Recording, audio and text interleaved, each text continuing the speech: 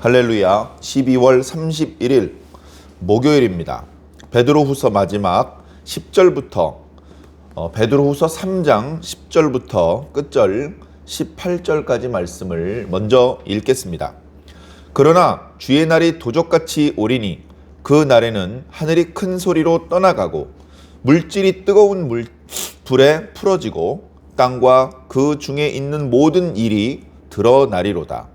이 모든 것이 이렇게 풀어지리니 너희가 어떠한 사람이 되어야 마땅하냐? 거룩한 행실과 경건함으로 하나님의 날이 임하기를 바라보고 간절히 사모하라.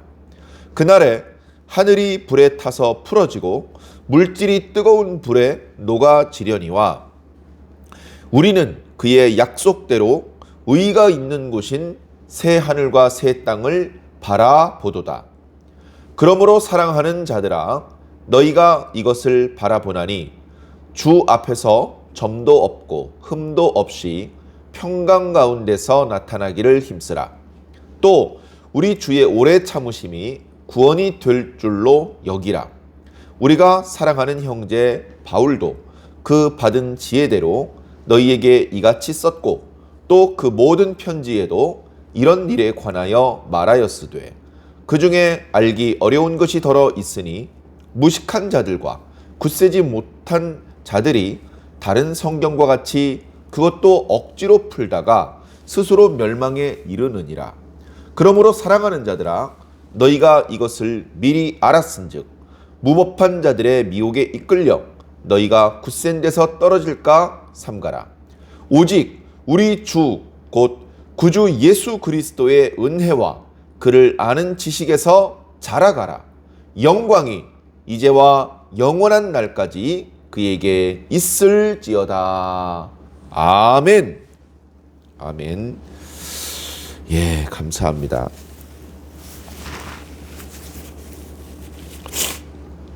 베드로 후서 말씀은 긴 분량의 말씀은 아니지만 그러나 뭔가 이 말씀을 읽는 우리들에게 강력한 임팩트를 주는 그런 분명한 메시지가 있는, 그리고 애매모호한 것이 아니고 현재 현실을 살아가고 있는 성도들에게 아주 중요한 교훈과 위로, 용기, 권면, 지혜를 주시는 그런 말씀인 것 같습니다. 어쩌면 우리가 살면서 이제 베드로 후서 말씀 묵상을 이것으로 마무리하고 나면 성경의 또 다른 하나님의 말씀을 또 우리가 읽고 묵상을 해야 되겠죠. 그래서 성경의 또 다른 많은 부분을 또 우리가 읽고 묵상을 하게 되면 이제 또다시 베드로 전후서 말씀을 묵상할 때까지는 여러 날, 여러 해가 걸릴 겁니다. 그럼에도 불구하고 이번에 이렇게 우리가 이 말씀을 읽으면서 받았던 은혜는 한동안 우리 뇌리 속에 남아있고 또 어쩌면 2021년 한 해를 지나가는데 많은 힘이 될 것 같은 그런 느낌이 듭니다. 그리고 어쩌면 살다가 혼란스럽고 또는 힘들고 그럴 때에 잠깐씩 베드로 전후서 말씀을 읽으면서 아 맞다 그래 이런 거였지 하면서 흐트러졌던 우리들의 마음을 다잡고 갈피를 잡게 만들어주는 그런 말씀이 될 것 같아서 너무나 감사합니다. 자, 이제 이 말씀이 이제 마무리되는 장면이죠. 지난 시간에 이미 이 두 번째 편지를 통해서 너희들의 진실한 마음을 일깨우며 구약 성경의 선지자들이 해주셨던 말씀과 또 신약 성경에 주님과 또 사도들이 명하신 것들을 기억하게 하기 위해서 이것을 기록했다. 마지막 때에 그런 거짓 선생, 불의한 자, 또 경건하지 못한 자, 이런 자들이 나타나서 주님께서 강림하신다는 약속 같은 게 어디 있냐, 이런 식으로 말하며 또 육체의 정욕을 따라서 행하고 많은 사람들을 미혹하게 될 것이다. 그러나 그런 자들은 반드시 멸망할 것이다. 그리고 그 사람들이 하는 거짓말과 달리 하나님의 말씀은 실제로 이루어질 것이다. 그 날은 하나님의 말씀이 과거에 이 세상에 엄청난 능력으로 영향을 끼치셨던 것처럼, 다시 말해 말씀으로 천지를 창조하시고 말씀으로 불의하고 경건하지 못한 자들을 향하여 홍수의 심판을 베푸셨던 것처럼 다시 그 말씀으로 이 세상이 불로 심판을 받기로 예정되어 있는 상황이다. 이런 영적인 상황을 너희 성도들은 바르게 파악하고 지금 현실을 지혜롭게 또 은혜롭게 잘 살아내기를 바란다. 그런 권면의 말씀에 이어지는 말씀입니다. 그동안 이 세상이 과거 물로 심판하셨던 것과 달리 불로 심판할 것이다. 그렇게 불로 심판할 것이라는 것에 대하여 구약의 선지자들과 또 신약의 사도들이 예언을 했지만 그것이 얼마나 강력한 것인지 잘 알 수 없었죠. 그러나 오늘 말씀에 보니까 그날은 하나님께서 불로 세상을 심판하는 날이고 그날은 주님의 날이고 주님께서 다시 오시는 강림하시는 세상이 심판하며 하나님의 백성들은 그 심판 가운데서 건짐을 받아서 새롭게 여시는 세상을 얻게 되는 날입니다. 그날 하나님께서 이 세상을 향하여 쏟으시는 불이 얼마나 뜨거운지 그 불은 하늘이 큰 소리로 떠나가 버린다. 우리가 교회에서 또는 학교에서 어떤 영상을 이용한 교육 프로그램을 위해서 스크린을 쓰는 경우가 많은데요. 멋있게 전동 스크린 또는 고정형 스크린을 쓰기도 하지만 조금 저렴한 롤 스크린형이 있습니다. 그럼 이제 손으로 잡아당기면 스크린이 이렇게 나오다가 그걸 이렇게 당겨서 놓으면 쭉 빨리 올라갑니다. 그래서 평소에는 스크린이 이렇게 천장에 고정되어 있는 그 틀 속으로 이렇게 쏙 들어가 있다가 교육 프로그램 스크린을 필요로 하는 시간에만 잡아당겨서 쓰는 그런 스크린이 있죠. 그래 이제 그것을 잡아당겼다가 놓으면 빠른 속도로 빨리 올라가기 때문에 잘못하면 쿵 소리가 나고 충격을 일으켜서 고장이 나거나 할 수도 있습니다. 그래서 항상 그런 것들을 다룰 때 조심스럽게 다루었던 기억이 납니다. 둘둘둘둘 말려서 쭉 빨려 들어가는 것이죠. 그런데 요한계시록 말씀에 보면 하늘이 축이 말리는 것처럼 그렇게 말려 없어질 것이다 라고 말씀하고 있습니다. 우리 위에 하늘이 있지 않습니까? 우리 아래 땅이 있습니다. 그런데 그 하늘이 둘둘둘둘 말려서 어디론가 사라져 없어져 버린다는 겁니다. 오늘 읽은 베드로 사도의 표현대로라면 하늘이 떠나가고, 하늘이 떠나가면 그 위에 저 하늘 때문에 보이지 않았던 하나님의 세계가 보이는 그런 상황이 된다는 말씀입니다. 또 우리가 밟고 있던 땅은 어떻게 됩니까? 땅은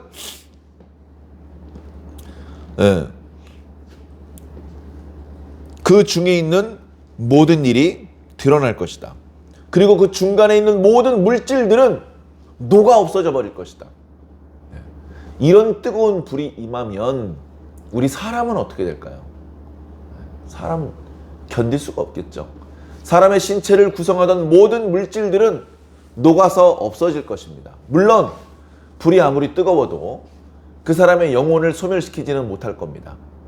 그 모든 사람들의 영혼이 하나님 앞에 서게 될 것이고 피하여 도망갈 수 없게, 그래서 하나님 앞에서 그 사람이 살아있는 동안에 했던 모든 행동과 말들로 하나님 앞에 심판을 받게 될 것인데 그 심판 앞에 칭찬받는 자는 없습니다. 죄가 없는 사람은 없습니다. 다만 그 지은 죄에 대하여 불쌍히 여김을 받고 용서받는 사람들이 있을 뿐입니다. 우리가 어느 편에 속해야 될지 잘 생각해 보아야 할 것입니다. 자, 10절에 주의 날이 도적같이 올 것이다. 이게 일관된 사도들의 마음입니다. 주의 날이 도적과 같이, 도적이 올 때 저 내일날 가겠습니다 예고하고 가지 않잖아요. 아무도 모르게 대비하지 못한 상태에서 한밤중에 도둑이 왔다 갑니다. 그런 것처럼 예수님께서 이 땅에 오실 때에도 한밤중에 아무도 눈치채지 못하게 이 세상에 오셨고, 예수님께서 가실 때도 아무도 눈치채지 못했습니다.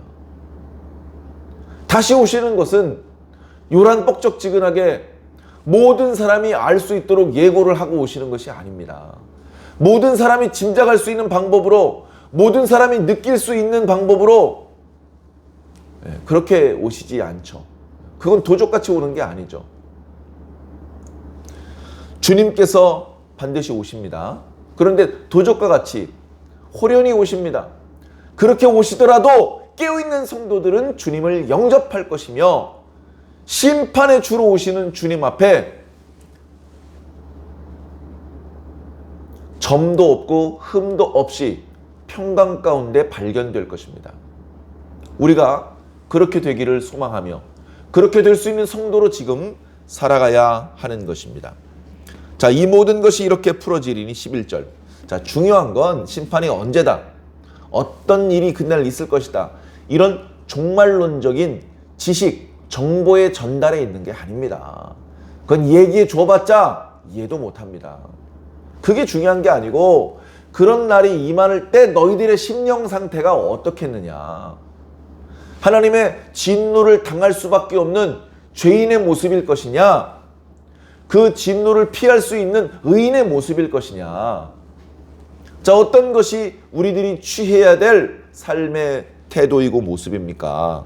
그것이 11절과 12절에 나타나고 있지 않습니까? 너희가 어떠한 사람이 되어야 마땅하냐?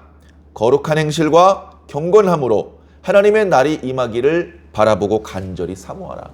이 사모하는 마음을 잃어버려서는 안 되는 것입니다.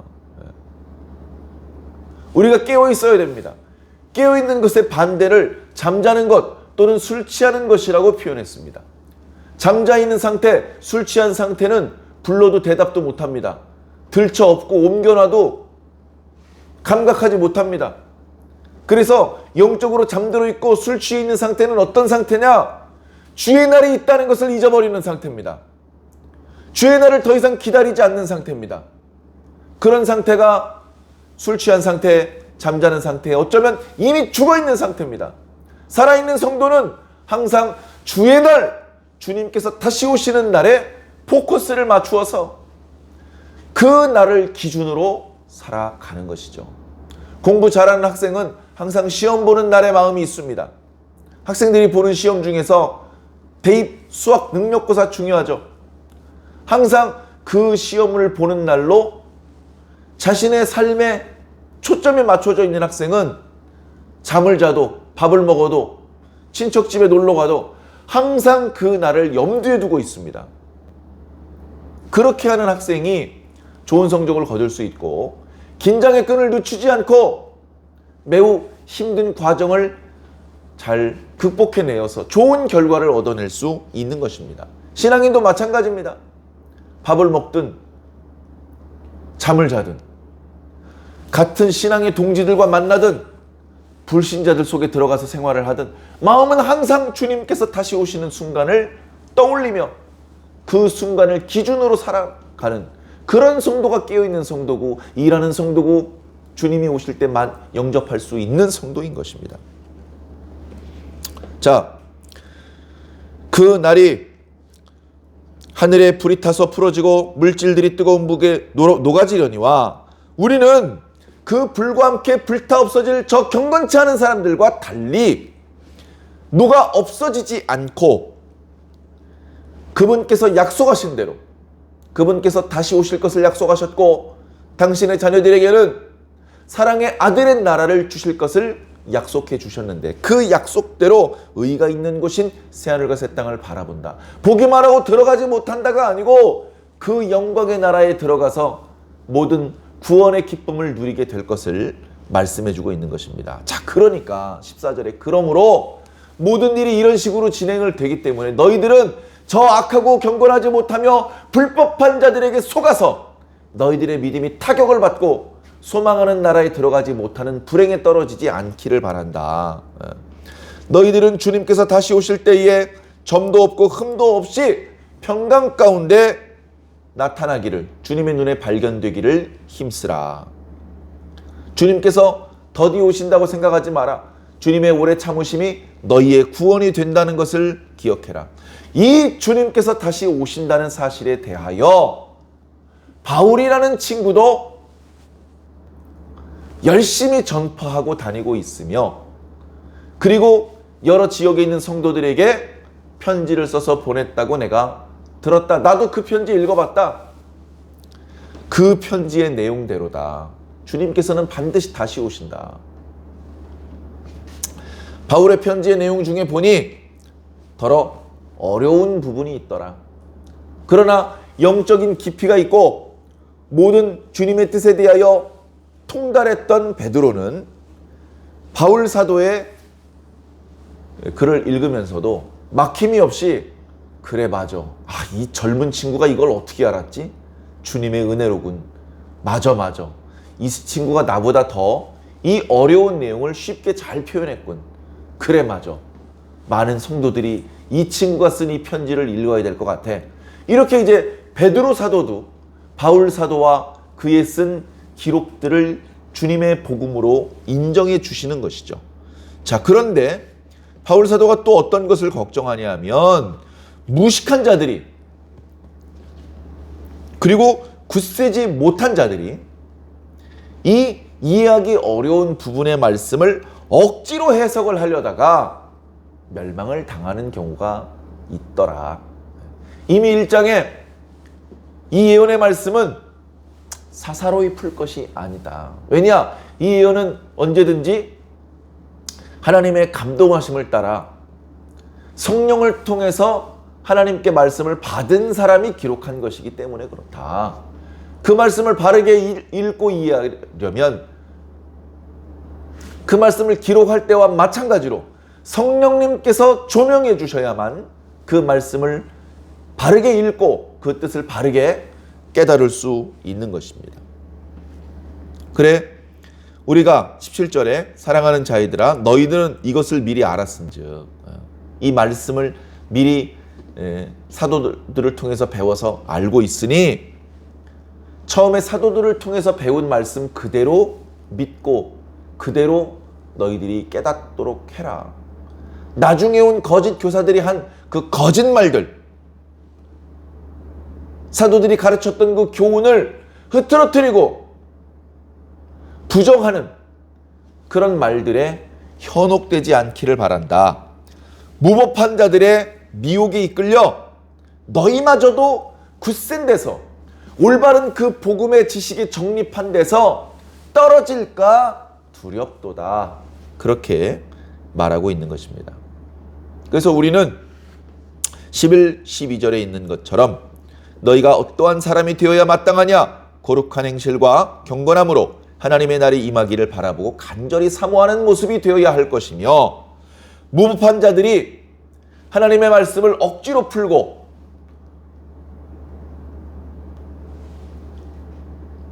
잘못된 내용으로 전파할 때 그것들을 분별해서 그 옳지 못한 것들을 받아들이지 말고 그들의 미혹을 따라 굳센 데서 떨어져서는 안 된다.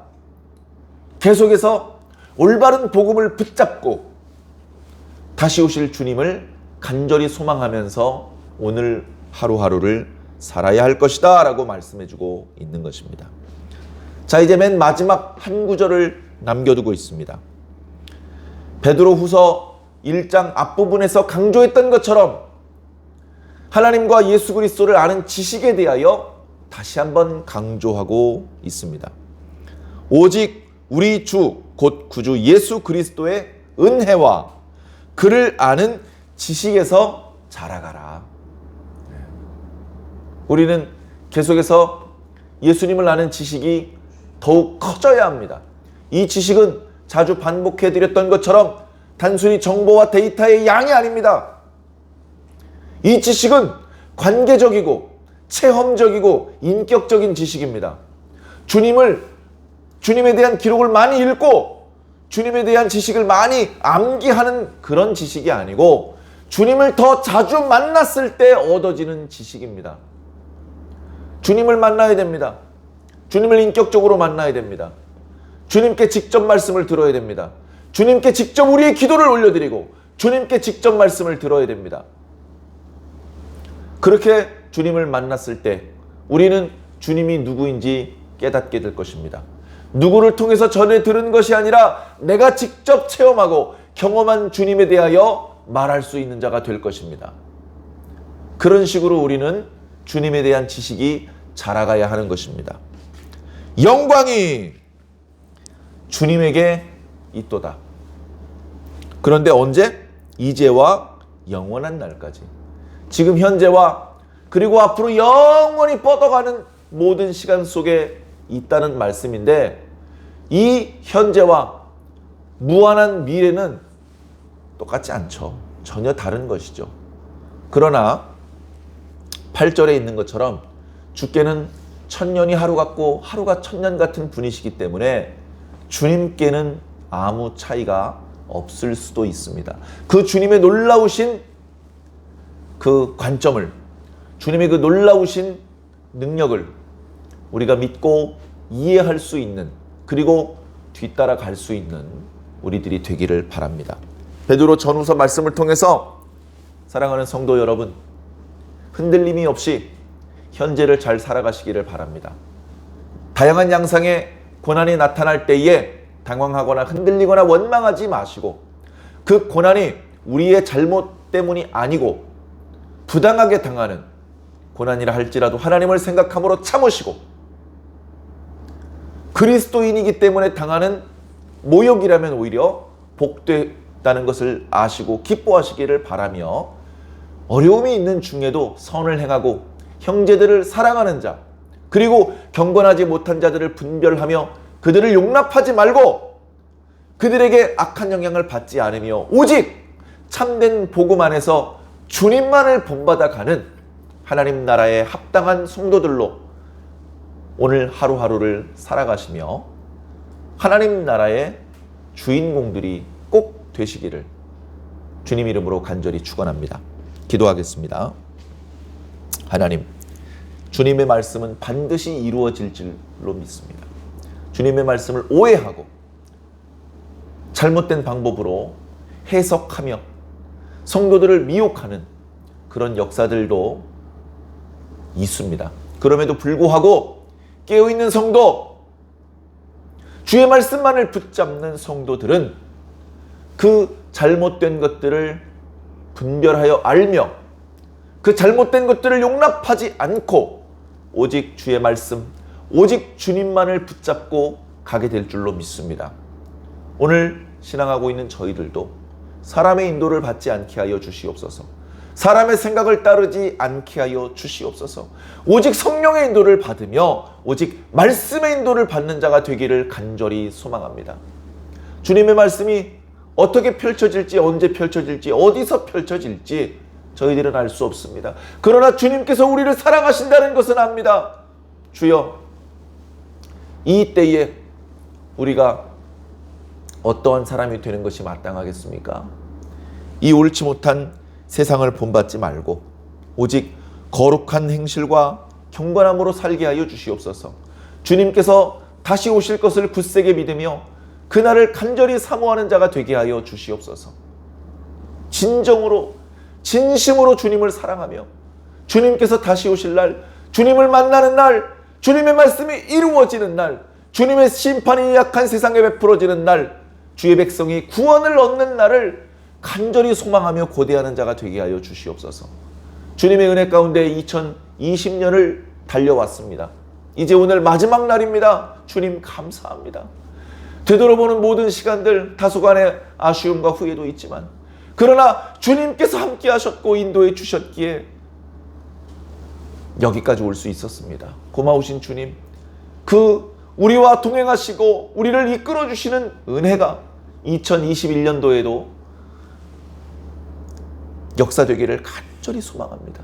그리고 2022년, 2023년 계속해서 우리는 세상을 바라보지 않고 주님을 바라보며 세상이 아닌 주님의 음성만을 쫓아가는 참된 주의 성도로 살아갈 수 있도록 주여 인도하여 주시옵소서. 감사하며 예수 그리스도 이름으로 믿고 기도하옵나이다. 아멘.